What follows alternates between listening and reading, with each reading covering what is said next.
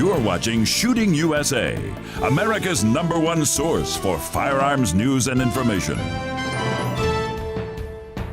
You know, I am amazed at your ability to sneak duck hunts into this show. I'd like to think it's become something of a tradition around here. Well, if you're not familiar with what we're talking about, Irvine has been taking pro shooters on their first ever duck or goose hunt. Last year, he had Jerry Michalak and his family out in a foot of Kansas snow. Well, no blizzard this time, but plenty of cold winter wind. I've got Smith & Wesson pro Julie Golob on her first duck hunting adventure across Middle Missouri. And you'll see, it doesn't take us long to build some good hunting memories. When I got off the plane to hunt ducks, I had no idea what was going to happen. I knew that I had some camo with me and that I had my shotgun, but other than that, I had no idea what was really going to happen. When you take new people hunting, you want it to be a good overall experience. It's not just about killing ducks, it's the whole lifestyle, and that means getting up in the middle of the night to start your first day. Get in the blind, it's raining hard and it's a little bit of a breeze. It's cold, wet cold, and I'm thinking, what is gonna fly around in this? Like, why are we, I know ducks like water theoretically, but I wouldn't want to be a duck flying around in this. So I honestly thought we were just gonna sit in our little box all day and just say, oh, okay, somebody quacked, and that was that. It's very cold, it's very wet, lots of rain, high winds, and it's late in the year, so these are tough conditions for a new hunter. So I wrapped Julie in some good Hodgman waders, the heaviest coat Drake waterfowl makes. I wanted to keep her as warm as I possibly could. In the blind, we have Gary Grider. Gary's a local guy to this part of Missouri, and it's imperative to have a good local hunter in the blind with you. He knew exactly what to expect, what was likely to happen, and having that as preparation and knowing what to do was so helpful. It was a great experience.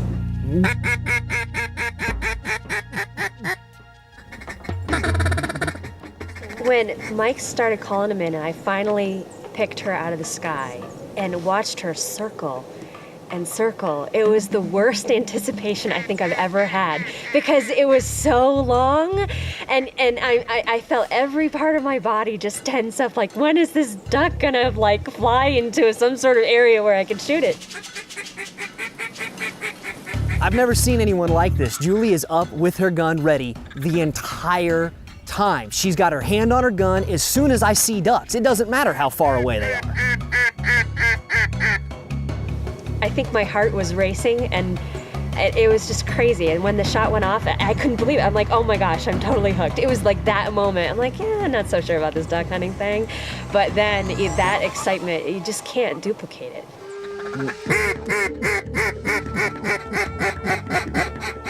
He comes back over.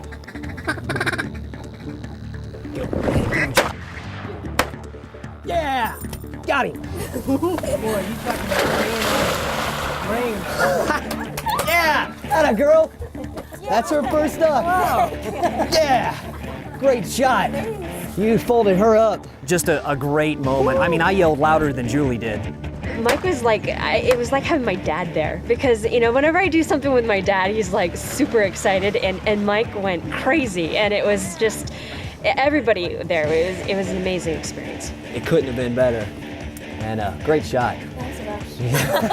I've done this my entire life, so there's very few things anymore that are new to me, and you don't get that new experience back. So to sit there with someone who's that excited over their first time, it just reminded me of why I fell in love with this when I was a kid. Okay, I'm the You're there, you see? It doesn't take long.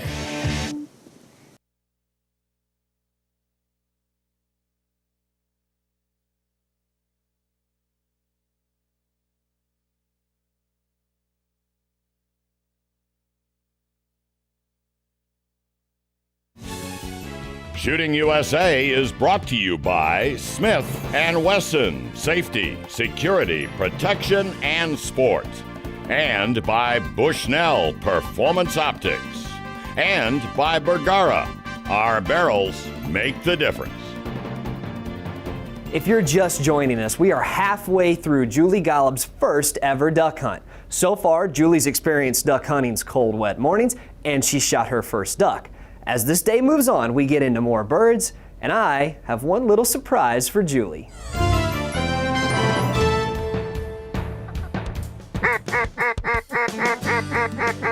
You never knew where they were coming from. It was like I was being part of Top Gun or something, and like there are MiGs everywhere, and they're coming around, they're coming around. It was this interactive thing, and you never knew what was going to happen next. Typically, you worry about a first-timer hitting their duck, making the shot. I kind of forgot who I was with. Nice shot, Julie.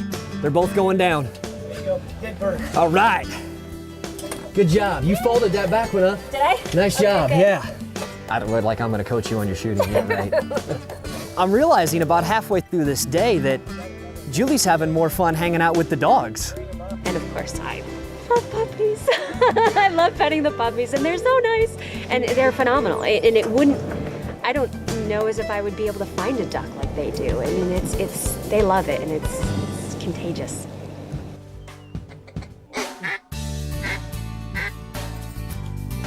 Ready? Let's go. All right.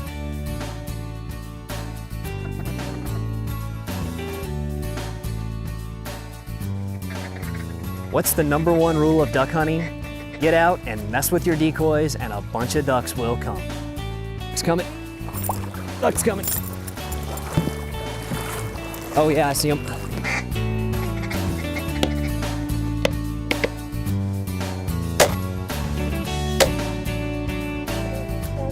I got one. I'm like, I know I hit that one. Got one along here, Gary?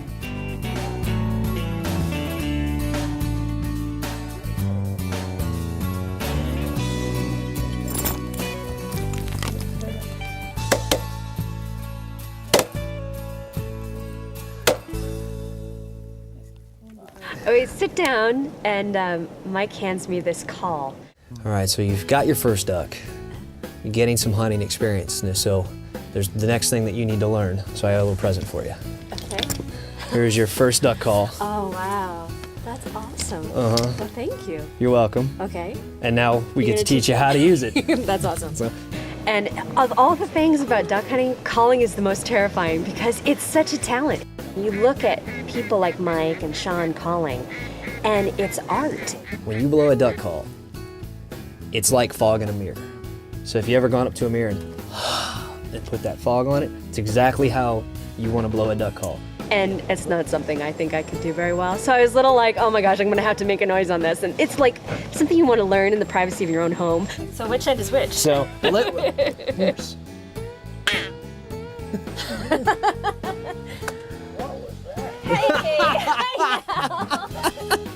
Which I will definitely be doing because it's an ego thing. I must learn how to call a duck now. So that's the next step. I've shot ducks, and now I want to learn how to call them in.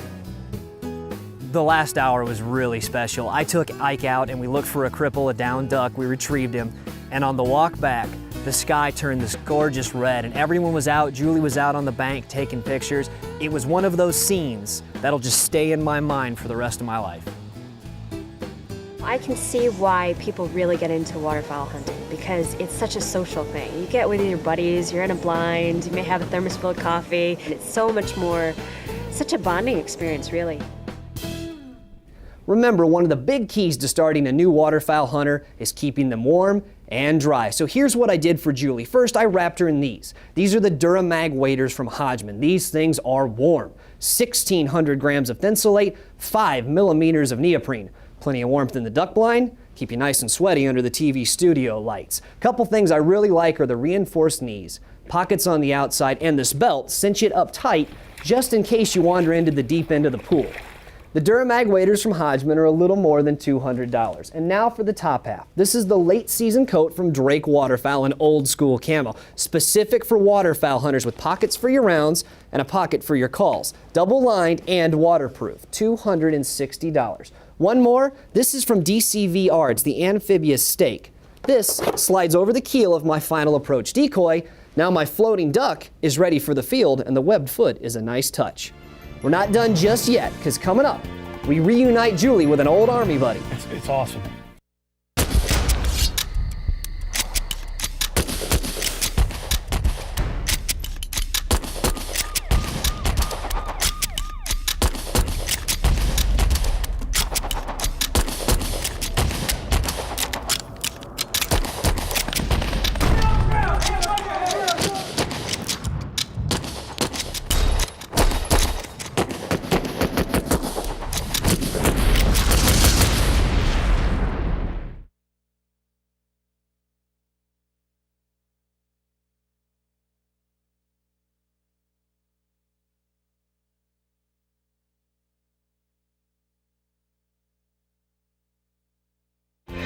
This is Shooting USA, honored as the best of outdoor television by the National Shooting Sports Foundation. When you're a hunter, your friends are hunters. You form a tight bond with the guys and girls you spend time in the blind with. In fact, camaraderie may be duck hunting's best selling point, but there is no bond like that formed between two veterans. So on our last day with Julie, on our last hunt, we reunite her with Sean Doolahary, both retired from the Army Marksmanship Unit.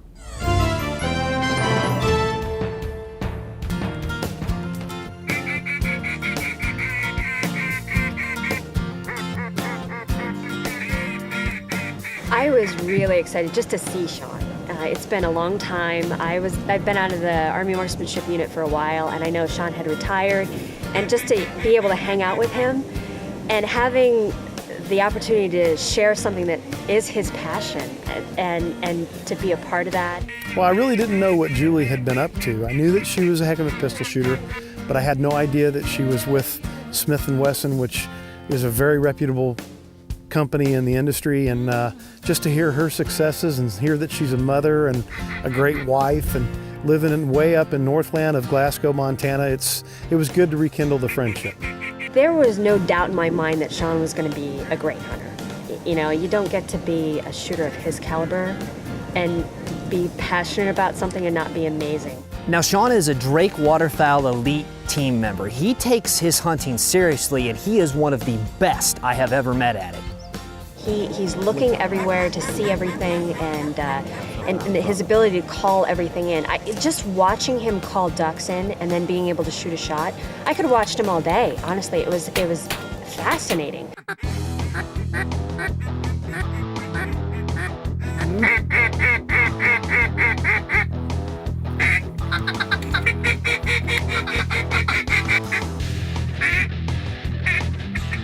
Now, on the flip side, Julie is rapidly becoming a good duck hunter in her own right.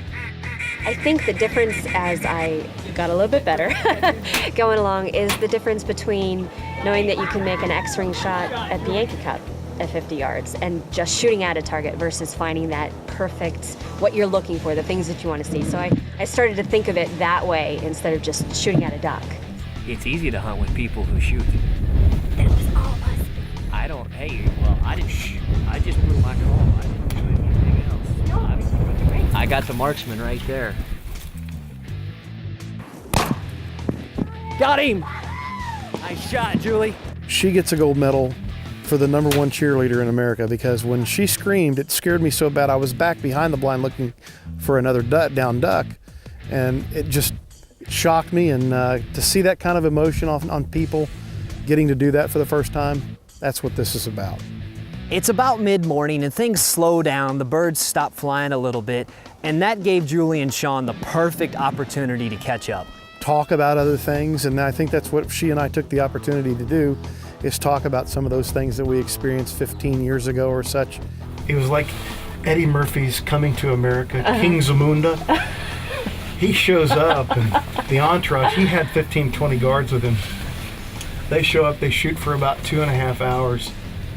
And he gets in the limo to take off, and he's still got my vest on. Oh no! And the colonel at the time, I'm like, "Sir, my vest." He says, "Not now, not now." So he has your vest? I ended up getting a new vest. Oh, that's good. A lot of happy times, a lot of great times. When you and I were at the AMU. Yeah. But there are some difficult times. Yeah. We shoot a few more ducks, and Sean whips out this old lanyard for holding your dead birds, and I didn't think anything of it at the time. And then he starts telling Julie the story of where it came from. I'm gonna get a little emotional when I tell the story. You and I lost a very good friend when Jared Van Alst was killed in Afghanistan. And Jared gave me this several years ago. Jared was my roommate, and he was attached, I don't know what unit, but it was a very special unit that did some of the things that most Americans can't do. Yeah.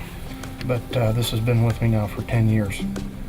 And I've had the chance, I've been given really fancy ones, but the background and the meaning, being a fellow brother of ours and wearing the uniform and everything, And Jared was a big waterfowl hunter, and we had the opportunity to go. I never knew that. Oh yeah, Jared. big time. And we went to Tennessee and Arkansas several times, and we're going to get him involved this morning and let him hold the ducks for us today. You know, I'm a civilian. I've never served. I have no idea what it's like to be in the military and to sacrifice. And to sit in that duck blind and hear those two share that moment, it reminded me of why I'm a free man who gets to hunt every fall. Being able to share with someone an experience like having friends in the AMU and shooting at the AMU, there's not many of us that can say that. And to be able to catch up and talk about all the things all the memories, that's not something I can even share with my husband because he doesn't know. And to be able to share that with an old friend is really special. When you're in a duck blind and there's somebody next to you, you're sharing that whole experience with them. There's conversation, there's storytelling, and everything else, so it's the full package. I think in the end, that was the part that Julie really loved. It was one thing to shoot some ducks, and we shot plenty of ducks, but it's another thing to have that bond and to have that time and friendship with your buddies in the blind. Probably that first shot on a duck, and that hooked me for a moment, and then after that, just being able to share it with a bunch of great guys. It is the most important element. And having great friends like David Phillips, Gary Grider, and Seth Hartman, if it wouldn't have been for them taking care of us and getting us on these ducks, and it just wouldn't have happened. You know, I get it now. I'm a shooter, and I love shooting, and Mike's a duck hunter, and he loves duck hunting. And he visits my world every now and again, and to be able to visit his world, it's been an awesome time. Thanks to everyone who helped make this duck hunt possible. We made a lot of good friends along the way. And thanks to all the veterans, past, present, and future, any of you can share my duck blind anytime. And while this was Julie's first duck hunt, it won't be her last, and that's why we do what we do. And what we also do are pro tips. Coming next, how to have a better draw.